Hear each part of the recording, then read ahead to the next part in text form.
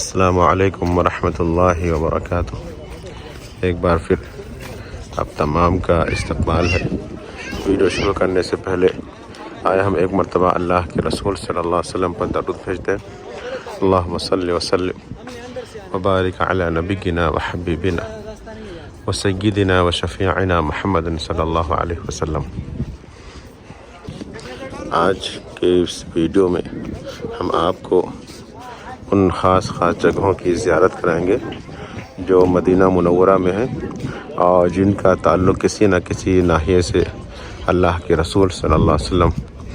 اور صحابہ کرام سے جڑا ہوا ہے۔ ان جگہوں کی ہم زیارت کرائیں گے۔ ہمارا پہلا پڑاؤ یہ مسجد الفتح کی طرف ہے، یعنی اسے خندق کہتے ہیں، اور جو تاریخ میں ملتا ہے جنگ خندق وہ اسی جگہ پہ ہوا تھا،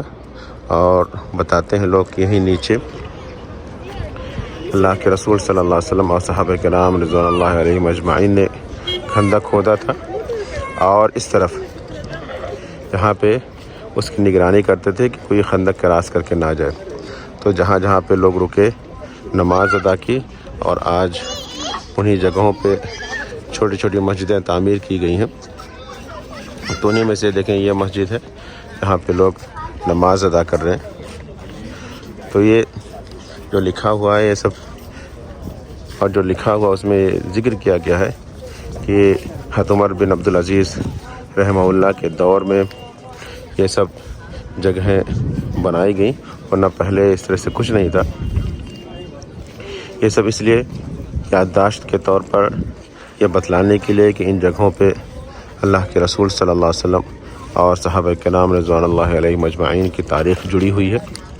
تو اسی مناسبت سے یہ سب انہوں نے بنوایا تھا، اور غالباً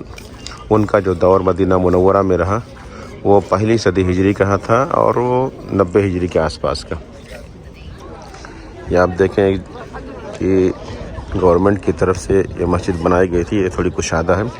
لیکن ہم جب یہاں پہنچے ہیں تو یہاں پر کام چل رہا ہے، اس کو مینٹین کیا جا رہا ہے تاکہ لوگ آئیں تو ادھر ہلکے پھلکے درخت بھی رہیں، کیاریاں بھی بنائی جا رہی ہیں۔ تو ابھی یہ سب کام چل رہا ہے، اور ادھر نیچے یہ بھی ایک انہی مساجد میں سے ہے، لیکن اس کو بند رکھا گیا،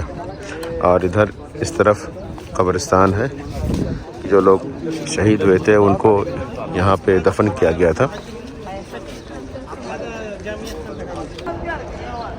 اب اس کے بعد ہم دوسری جگہ پہنچے ہیں، مسجد قبلتین، اور یہاں پر ابھی ظہر کی اذان ہو رہی ہے،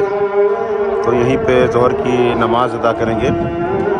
اور اس کے بارے میں آپ کو بتا دوں مختصر طور پر،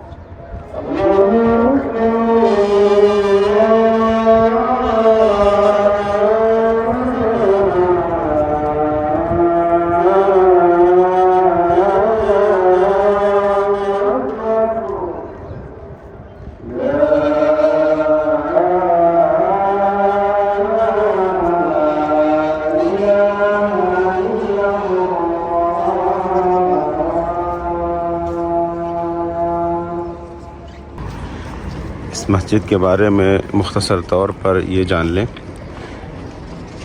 کہ جب اللہ کے رسول صلی اللہ علیہ وسلم مدینہ منورہ میں آئے تو مدینہ منورہ میں یہودیوں کے 3 قبیلے آباد تھے، اور یہودی مسجد اقصی کی طرف رخ کر کے نماز ادا کرتے تھے، اللہ کے رسول صلی اللہ علیہ وسلم بھی مسجد اقصیٰ کی طرف رک کر کے نماز ادا کرنے لگے، اور تقریباً 16 مہینے تک اللہ کے رسول صلی اللہ علیہ وسلم مسجد اقصیٰ کی طرف رک کر کے نماز ادا کرتے رہے، لیکن آپ کی دلی خواہش رہی کہ خانہ کعبہ کی طرف رک کر کے نماز ادا کیا جائے، اور اس کے بعد اللہ رب العزت نے حکم دے دیا کہ خانہ کعبہ کی طرف رک کر کے نماز ادا کریں۔ یہ مسجد، یہاں پہ بھی لوگ مسجد اقصیٰ کی طرف رک کر کے نماز ادا کرتے تھے۔ تو ایک صحابی جو اللہ کے رسول صلی اللہ علیہ وسلم کے ساتھ نماز ادا کیے تھے، خانہ کعبہ کی طرف رک کر کے نماز ادا کیا تھا، وہ جب یہاں پہنچے تو لوگوں کو نماز کی حالت میں دیکھا اور ان کو بتلایا کہ اب قبلہ مسجد اقصیٰ نہیں خانہ کعبہ ہو گیا ہے، تو وہ لوگ انتظار نہیں کیا اور نماز کے دوران ہی مڑ کر کے خانہ کعبہ کی طرف ہو گئے اور اپنا قبلہ خانہ کعبہ کی طرف کر لیا۔ تو اسی مناسبت سے اس مسجد کو مسجد قبلتین کہتے ہیں۔ تو آئیے اندر چلتے ہیں اور مسجد میں جو اندر کا منظر ہم آپ کو دکھلاتے ہیں انشاءاللہ۔ ظہر کی نماز کا وقت ہے اور اسی لیے مسجد مکمل طور پر نمازیوں سے بھر گئی ہے، تو ابھی ظہر کی نماز ادا کرتے ہیں۔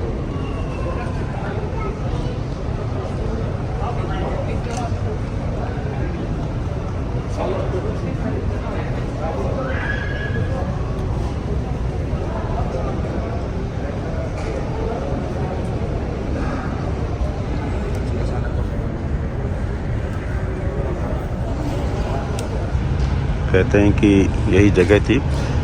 یہاں پہ لوگ مسجد اقصیٰ کی طرف رک کر کے نماز ادا کرتے تھے، اور جب انہیں بتلایا گیا کہ نہیں قبلہ بدل گیا ہے تو پھر وہ گھوم کر کے اور اس طرف، یہ قبلہ کی طرف ہے، ادھر رک کی ہے، تو اس طرح سے ہے، اور یہ جگہ تھوڑی سی چھوڑی گئی اسی علامت کے طور پر کہ یہاں پر پہلے صحابہ کرام مسجد اقصیٰ کی طرف رک کر کے نماز ادا کرتے تھے۔ مسجد کے مین دروازے پہ لکھا ہوا ہے کہ یہ جو ابھی جو توسیع ہے یہ ملک فہد رحمہ اللہ کے دور کی توسیع ہے، اور یہ 1408 ہجری میں، یعنی 1987 میں اس کی توسیع ہوئی ہے۔ اب اس کے بعد ہم لوگ پہنچ چکے ہیں میدان احد کی طرف، اور یہ سامنے آپ جو پہاڑی دیکھ رہے ہیں یہی پہاڑی تیر اندازوں والی پہاڑی ہے، جہاں پہ اللہ کے رسول صلی اللہ علیہ وسلم نے 70 صحابہ کرام رضوان اللہ علیہ مجمعین کو متعین کیا تھا کہ وہاں پہ رہیں اور کسی کو بھی وہاں سے گزرنے نہ دیں۔ لیکن جب ان لوگوں نے دیکھا کہ مسلمان فتح یاب ہو گئے تو وہ اپنی جگہ کو چھوڑ کر کے نیچے اتر گئے، جس کی وجہ سے 70 صحابہ کرام رضوان اللہ علیہ مجمعین شہید ہو گئے۔ تو آئیے چلتے ہیں اور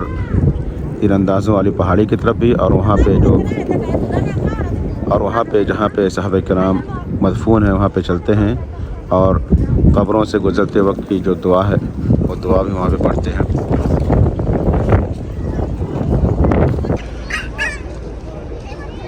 قبرستان سے گزرنے کی جو دعا ہے، السلام علیکم یا اہل الدیار من المؤمنین والمسلمین انتم قبلنا ونحن بأثرکم وإنا ان شاء اللہ بکم لاحقون۔ یہ دعا جب بھی آپ کسی بھی قبرستان کے پاس پہنچیں تو وہاں پہ یہ دعا پڑھیں، اور یہ ان لوگوں کی قبریں ہیں جو شہید ہو گئے تھے غزوہ احد میں، اور یہ جو گھیرا گیا ہے یہ اللہ کے رسول صلی اللہ علیہ وسلم کے چچا حضرت حمزہ بن عبد المطلب رضی اللہ عنہ کی قبر ہے۔ بقیہ اور کسی بھی طرح کی کوئی علامت یہاں پہ نہیں ہے جس سے پتہ چلے کہ یہاں پہ کسی قبر ہے، کچھ بھی نہیں ہے۔ بہرحال ایک مسلمان ہونے کے ناطے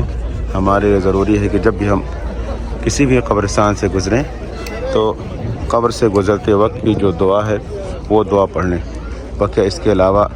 قبروں پہ سجدہ کرنا یا وہاں سے فریاد کرنا کہ اللہ رب العزت ہمارے لیے دعا کر دے، نہیں، ان کے لیے ہم فریاد کریں، ان کے لیے دعا کریں کہ اللہ رب العزت اگر انہیں کوئی پریشانی ہو رہی ہے تو ان کی پریشانی کو تو دور کر دے، نہ کہ ہم ان سے کچھ مانگیں، یہ سب صحیح نہیں ہے، بلکہ ان کے حق میں ہم دعا کریں۔ اس سے پہلے جو ہم لوگ آئے تھے تو یہاں پہ یعنی تیر اندازوں والی پہاڑی پہ آپ کو جانا ہو تو آپ ویسے ہی چلے جائیں، کچھ بھی نہیں تھا، لیکن اب ٹکٹ کر دیا گیا ہے، یعنی اگر آپ کو اس پہاڑی پہ چڑھنا ہے تو آپ کو ٹکٹ لینا پڑے گا، اور اس جگہ آپ آئیں اور یہاں پہ آ کر کے آپ ٹکٹ لیں، اور شاید کہ ٹکٹ 10 ریال کا ہے، یعنی 10 ریال پر ہیڈ، ایک بندے کا 10 ریال، 10 ریال کا ٹکٹ لیں، اس کے بعد پھر آپ تیر اندازوں والی پہاڑی پہ چڑھیں۔ اور اب ہم آ گئے ہیں مسجد الفصح کی طرف، اور یہ مسجد ہے، اس کے بارے میں یہاں پہ لکھا ہوا ہے کہ جب جنگ ختم ہو گئی اور اس کے بعد اللہ کے رسول صلی اللہ علیہ وسلم اس پہاڑی کی طرف آ گئے تو یہاں پہ دیکھیں ایک چھوٹا سا غار ہے، کافی بھیڑ ہے اس لیے میں وہاں نہیں جا سکتا، اور لوگ اس میں جا رہے ہیں، یہ دیکھیں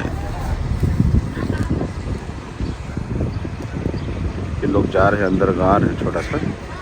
تو یہ غار ہے، اور اس کے بعد یہ مسجد ہے، مسجد الفصح۔ کہتے ہیں کہ جنگ ختم ہونے کے بعد اللہ کے رسول صلی اللہ علیہ وسلم کچھ دیر تک یہاں پر رکے رہے، تو یہیں پہ آپ صلی اللہ علیہ وسلم نے نماز ادا کیا تھا۔ یہ اس کی مختصر سی تاریخ، اور یہاں پہ لوگ نماز ادا کر رہے ہیں، اور یہاں پہ لکھا ہوا ہے کہ یہ جو ابھی نئے ڈھنگ سے تھوڑا سا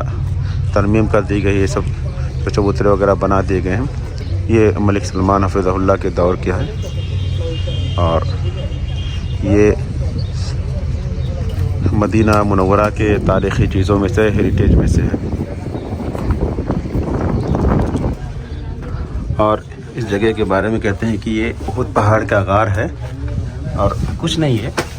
بس ایسے ہی لوگ اس کے بارے میں طرح طرح کی باتیں کرتے ہیں، اور زیادہ اس کے بارے میں ہم نہیں کہہ سکتے،